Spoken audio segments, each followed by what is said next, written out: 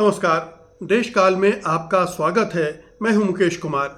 दोस्तों, ईरान पर हमला करके अमेरिका और इजराइल ने भले ही अपनी फजीहत करवाई हो, ख़ास तौर पर अमेरिकी राष्ट्रपति डोनाल्ड ट्रंप की चारों तरफ जो जग हंसाई हो रही है, जो उनकी खिल्लियां उड़ाई जा रही हैं और जिस तरह की बेबसी और मजबूरी में वो नज़र आ रहे हैं, वो तो सब उस पर चर्चा कर ही रहे हैं और उसमें कोई टीका टिप्पणी की बहुत ज़्यादा ज़रूरत नहीं है, विश्लेषण की ज़्यादा ज़रूरत नहीं है, क्योंकि सारे कारण स्पष्ट हैं। लेकिन जो अरब मुल्कों का रवैया रहा है वो भी कम विवादास्पद नहीं रहा है, वो भी कम आपत्तिजनक नहीं रहा है और इसीलिए उनकी पूरी इस्लामी दुनिया में थू थू हो रही है। बाकी दुनिया में भी हो रही है, लेकिन इस्लामी दुनिया में ख़ास तौर पर उनकी थू थू हो रही है। जो भी अब अरब मुल्कों के रहनुमा हैं, उनको लेकर गज़ब के कमेंट आ रहे हैं। उन्हें ट्रेटर यानी देशद्रोही या विश्वासघाती कहा जा रहा है। उन्हें ज़ायोनी एजेंट यानी इजरायली एजेंट कहा जा रहा है। इस्लाम का दुश्मन बताया जा रहा है और बहुत सारे लोग ये कह रहे हैं कि सऊदी, यूएई, जॉर्डन आदि फ़िलिस्तीन और गज़ा के खिलाफ खड़े थे और अब ईरान के खिलाफ भी खड़े हो गए हैं। ईरान पर जो उन पर हमले कर रहा है, उनको उनके कर्मा की सज़ा बताया जा रहा है। इस्लामी दुनिया में इसीलिए इन अरब मुल्कों की स्थिति बेहद कमज़ोर हो गई है।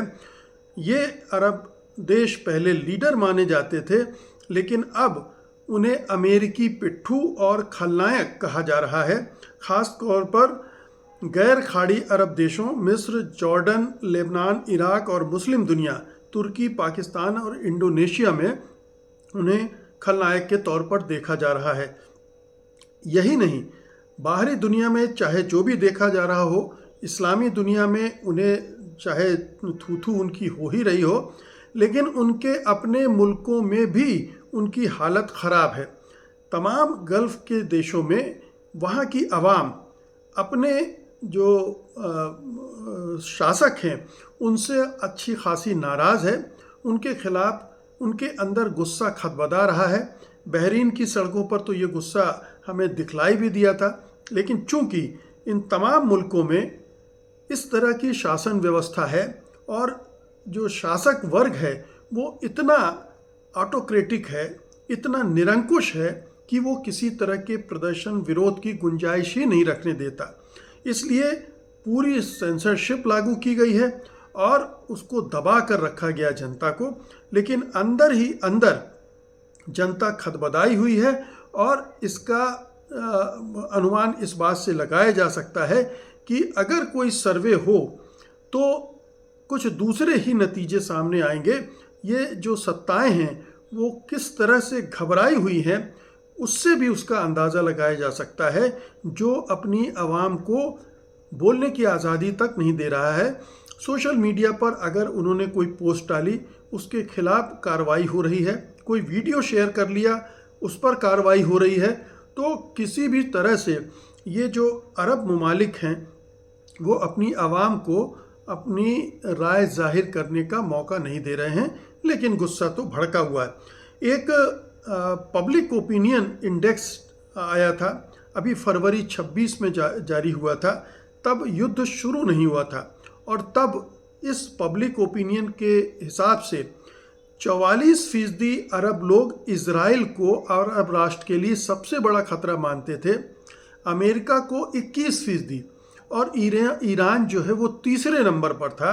जबकि ये अरब ममालिक जो हैं ये इस तरह से पेश करते हैं कि उन्हें सबसे बड़ा खतरा अमेरिका और इजराइल से नहीं, ईरान से है और ईरान के खिलाफ उनकी लामबंदी होती रहती है। तो 44% लोग इजराइल को अपना दुश्मन मानते हैं। अधिकांश अरब देशों में इजराइल के साथ जो नॉर्मलाइजेशन की कोशिश की जा रही थी उसका विरोध हो रहा था और ये विरोध मामूली नहीं, 80 से 90% लोग इसके हक में नहीं थे और उनका कहना था कि ये इनके साथ रिश्ते सामान्य नहीं किए जाने चाहिए, क्योंकि इजराइल फ़िलिस्तीनियों के साथ जो दुर्व्यवहार कर रहा है उसे माफ़ नहीं किया जा सकता है। और अब ये तो उस समय है जब ईरान पर हमले शुरू नहीं हुए थे। अब ईरान पर जब से हमले शुरू हुए हैं तब से हालात बिल्कुल और बदल गए हैं। अब ईरान इन तमाम मुल्कों में हीरो बन गया है, क्योंकि ईरान अमेरिका के खिलाफ खड़ा है, क्योंकि ईरान इजराइल के खिलाफ खड़ा है। न केवल खड़ा है बल्कि पूरी चुनौती देते हुए खड़ा है और बराबरी से हमले कर रहा है और दांतों तले पसीना छुड़ा दिया है। अब आप देखिए कि ट्रंप की हालत क्या हो गई है।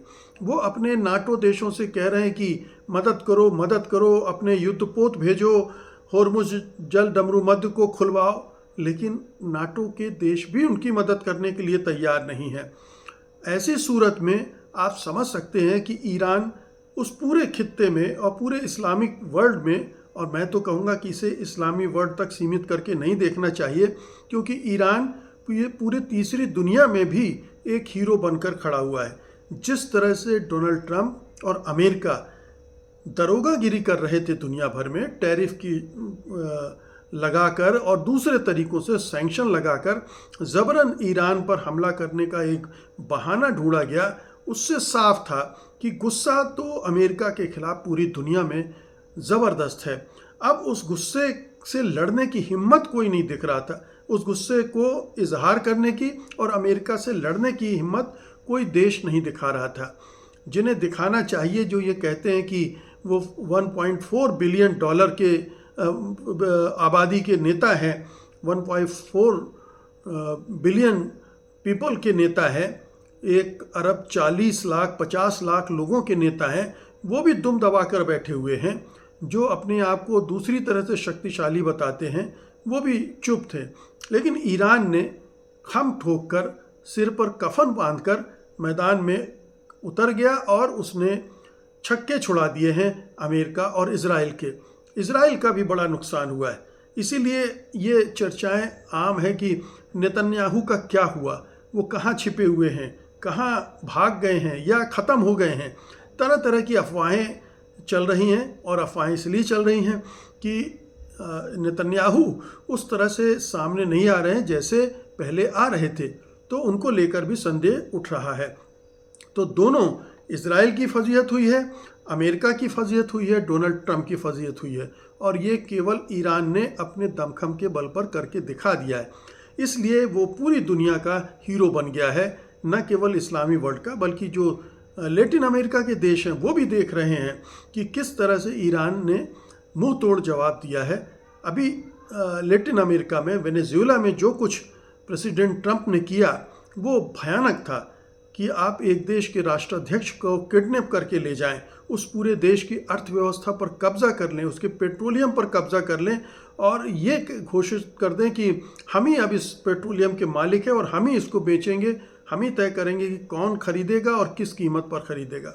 उनकी नज़र क्यूबा पर भी है, क्यूबा पर भी वो ऐसा ही करना चाहते हैं। तो ऐसी सूरत में जब चारों तरफ ट्रंप हमले कर रहे हों, ईरान ने वो हिम्मत दिखाई, वो हौसला दिखाया और खड़ा हो गया, तो लाजमी है कि वो हीरो बनता और हीरो बना हुआ है। वापस लौटते हैं, ये जो स्थितियां बनी हैं उसने सबसे बड़ी जो दुर्गति कर दी है ये अरब मुल्कों की, वो इसलिए कि वो एकदम से एक्सपोज हो गए हैं। उनके बारे में लोगों को समझ में आ गया है कि ये दरअसल ये इस्लामिक लीडर होने का दम भरते हैं, लेकिन जब इस्लाम या मुसलमानों पर संकट आता है तो ये इनके पास हिम्मत नहीं है कि वो खड़े हो पाएँ, बल्कि कई बार तो वो उनके साथ खड़े हो जाते हैं और अक्सर खड़े हो जाते हैं जो मुसलमानों पर हमले कर रहे हों। फिलिस्तीनियों का नरसंहार हुआ, इन अरब मुल्कों ने कुछ भी नहीं किया, ये केवल चुपचाप बैठे रहे या कभी कभार थोड़ा बहुत विरोध प्रकट कर दिया, लेकिन ना अमेरिका पर दबाव बनाया ना इजराइल पर दबाव बनाया कि ये रोका जाना चाहिए। और जो सऊदी अरब के क्राउन प्रिंस हैं मोहम्मद बिन सलमान, जिनको MBS कहा जाता है, उनका तो बहुत ही दोगला डबल रुख सामने आ रहा है। न्यूयॉर्क टाइम्स ने ये रिपोर्ट किया है और इजराइल के डिफेंस फोर्स ने भी की रिपोर्ट से भी ये जाहिर हुआ है कि वो अमेरिका के राष्ट्रपति ट्रंप को लगातार भड़का रहे थे कि ईरान पर सख्त से सख्त कार्रवाई कीजिए, बड़े से बड़ा हमला कीजिए, और इधर चुपचाप बैठे हुए थे, पलटवार नहीं कर रहे थे ईरान पर। अब ये देखिए कि ये दोहरा रवैया सऊदी अरब के क्राउन प्रिंस का है, और बाकी जो ममालिक हैं जैसे यूएई और बहरीन आदि हैं, वो तो पूरी तरह से जैसे इज़राइल की गोद में बैठे हुए हैं। अब्राहम जो एकॉर्ड हुआ था, इन्होंने ही इज़राइल के साथ अपने संबंध सुधारे थे और ये कोशिश की थी कि इज़राइल के साथ मिल जाएंगे और ईरान को अलग थलग करेंगे। ये पूरे जो अरब ममालिक हैं वो ईरान को अलग थलग करने पर जुटे थे, जबकि होना ये चाहिए था कि वो इज़राइल को अलग थलग करते। लेकिन अमेरिकी दबाव और अमेरिका के अड्डे इन्होंने अपने देशों में बनने की इजाज़त दी है। अड्डे हैं, उससे उन्हें लग रहा था कि अमेरिका उनकी सुरक्षा करेगा, और इसी मुगालते में थे। अब जब ईरान हमले पर हमले कर रहा है तो अमेरिका उनसे बचा नहीं पा रहा है, बल्कि अमेरिका की प्राथमिकता तो इज़राइल को बचाने की है। अरब देशों में ये इस बात को लेकर गुस्सा है कि वहाँ जो इंटरसेप्टर तैनात किए गए हैं ईरानी मिसाइलों और ड्रोन हमलों से बचाने के लिए, वो अब शिफ्ट किए जा रहे हैं इज़राइल में, ताकि उसको सुरक्षा प्रदान की जा सके। तो इसको लेकर और तमाम जो अरब मुल्क हैं वो देख रहे हैं कि उस पर लगातार हमले हो रहे हैं और अमेरिका भी उन्हें बचा नहीं पा रहा है। इन तमाम देशों में जो अमेरिका के एसेट्स हैं उस पर ईरान ने ज़बरदस्त हमले किए और नुकसान भी पहुंचाया है, चाहे वो उसके सैनिक अड्डे हों और चाहे उसकी जो बड़ी बड़ी कंपनियां हैं अमेज़ॉन और माइक्रोसॉफ्ट जैसे, उनके दफ्तरों पर हमला किया है, उनके जो सेंटर्स हैं, डाटा सेंटर्स हैं, उनको नेस्तनाबूद किया है, बैंकिंग सिस्टम पर अटैक किया है। तो चौतरफा हमले करके उसने दिखा दिया कि उसमें कितनी ताकत है और कितना दमखम है।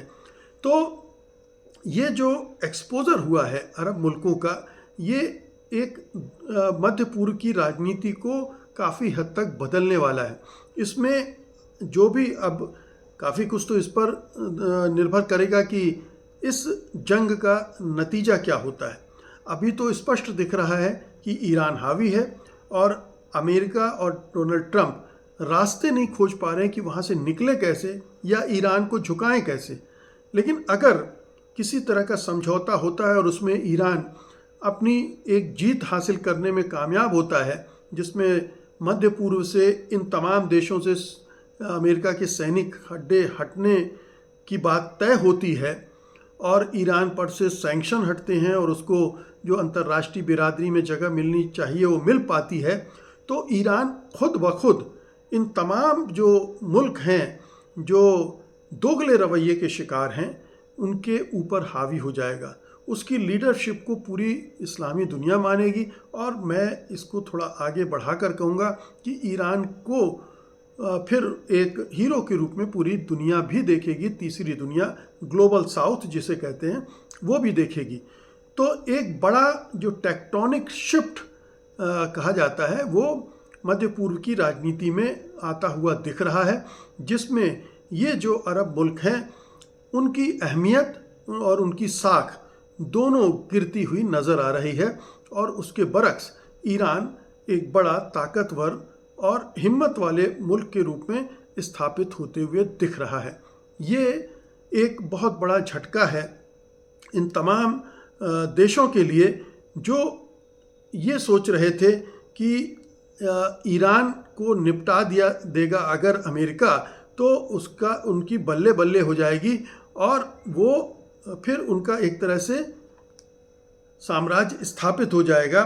ईरान चूँकि एक बड़ा चैलेंज के तौर पे दिखता है उनको, ईरान शक्तिशाली है, ईरान में हौसला है और ईरान से वो इसीलिए घबराते रहते हैं। और ये ध्यान रखिए कि ये सारी मोनार्की हैं, सारी राजशाही हैं और ये तमाम डरी हुई सत्ताएं हैं कि कब अवाम विद्रोह कर देगी और कब हमारे हाथ से सत्ता निकल जाएगी।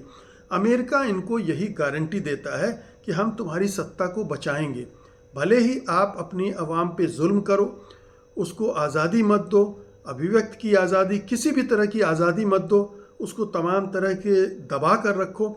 इस मामले में अमेरिका से उन्हें अभयदान मिला हुआ है। तो वो मनमानियाँ करते हैं और दबा कर रखते हैं। लेकिन ये जो परिस्थितियाँ बदलेंगी, इसमें उनके खिलाफ फिर एक ज़बरदस्त गुस्सा पैदा हो सकता है और तब इनके लिए उसे संभालना बड़ा कठिन हो जाएगा। अभी अमेरिकी छतरी के तले वो बचे हुए हैं, लेकिन अगर अमेरिकी छतरी हटती है तब क्या होगा, ये इस सोचकर ये तमाम जो शाही सुल्तान और वगैरह वगैरह हैं, उन सब की घिघी बंधी हुई है कि पता नहीं क्या होगा। और ये जो युद्ध चल रहा है, इससे तो आवाम की नाराज़गी बढ़ गई, क्योंकि उसकी परेशानियां बढ़ रही हैं। हर दिन होने वाले हमले से जो उनका रोज़मर्रे का जीवन है वो प्रभावित हो रहा है, उनकी आय घट रही है और पर्यटन घट रहा है, तेल का कारोबार घट रहा है और तमाम तरह की इसके जो साइड इफ़ेक्ट्स हो सकते हैं वो भी हो रहे हैं, लोग भी मारे जा रहे हैं। तो इन तमाम परिस्थितियों में इन तमाम अरब मुल्कों की स्थिति लगातार बिगड़ रही है और ये कहना मुश्किल है, लेकिन अगर किसी बड़े परिवर्तन की भूमिका बन जाए तो आश्चर्य नहीं होना चाहिए। इन तमाम जो राजशाही हैं, अगर इनके उलटने का दौर शुरू हो जाए तो ये भी मुमकिन है। अगर अमेरिका कमज़ोर हुआ तो ये सब भी कमज़ोर होंगे और आवाम इसका इंतज़ार कर रही होगी कि ये कमज़ोर हों तो हम फिर इनको हटाकर एक जमहूरियत, एक लोकतंत्र की स्थापना करके एक नई व्यवस्था कायम करें जिसमें हमें आज़ादी मिले।